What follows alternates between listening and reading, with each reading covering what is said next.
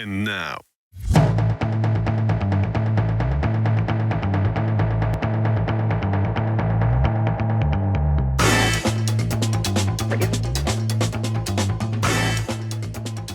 the concept of just like what you focus on is what you feel.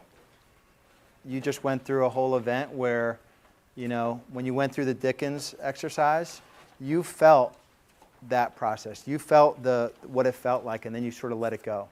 And it's just in your mind, what you focus on is what what is reality. So that's why having this and always focusing on something that's better than where you are is I can't underestimate or I can't overestimate. It's freaking important. So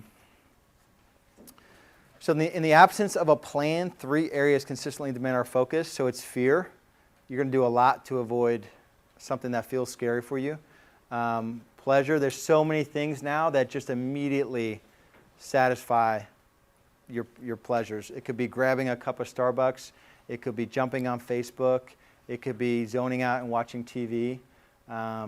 Eating, binge eating at like 9, 10 o'clock. That was sort of my thing for a while.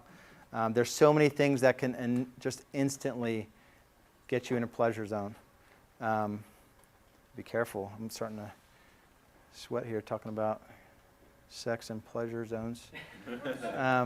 And then other people's demands. This is huge, especially if you have kids and a spouse.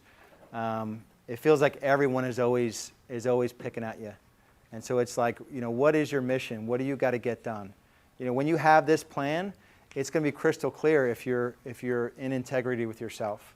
If you commit to improving one area of your life and then you just go home and you blow it, it's not good. So ask better questions in terms of controlling your focus. So what am I looking to achieve? What do I really want? What's my result?